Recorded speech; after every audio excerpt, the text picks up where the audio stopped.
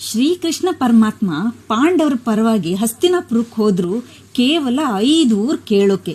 ಅವರು ಹಸ್ತಿನಾಪುರಕ್ಕೆ ಶಾಂತಿ ಪ್ರಸ್ತಾವ ತಕೊಂಡು ಹೋಗಿ ದುರ್ಯೋಧನಿಗೆ ಹೇಳಿದ್ರು, ನೀನು ಪಾಂಡವರಿಗೆ ಬರೀ 5 ಹಳ್ಳಿಗಳನ್ನು ಕೊಡು, ಅದರಲ್ಲಿಯೇ ಅವರು ಸಂತುಷ್ಟರಾಗ್ತಾರೆ, ಜಗಳ ಏನು ಮಾಡೋದಿಲ್ಲ, ಇಲ್ಲಿಗೆ ಎಲ್ಲ ಶಾಂತ ಆಗ್ಬಿಡ್ತದೆ.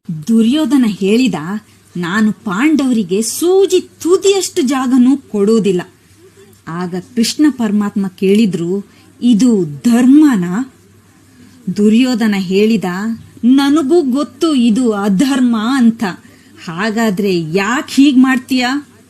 ಗೊತ್ತಿಲ್ಲ, ಅದ್ಯಾವುದೋ ಒಂದು ಶಕ್ತಿ ನನ್ನ ಹತ್ರ ಹೀಗ್ ಮಾಡಿಸ್ಕೊಳ್ತಿದೆ.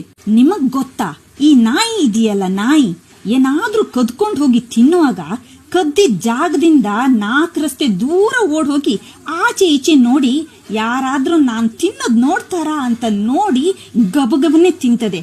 ಅದೇ ಅದ್ರ ಯಜಮಾನ ಒಂದು ತುಂಡು ರೊಟ್ಟಿ ಹಾಕಿದ್ರು ಅಲ್ಲೇ ನಿಂತಲ್ಲೇ ಬಾಲ ಅಲ್ಲಾಡಿಸ್ತಾ ಕಾಲೆತ್ತಿ ಯಜಮಾನಿಗೆ ಥ್ಯಾಂಕ್ ಯು ಹೇಳಿ ಕೊಟ್ಟ ಜಾಗದಲ್ಲೇ ತಿಂತದೆ.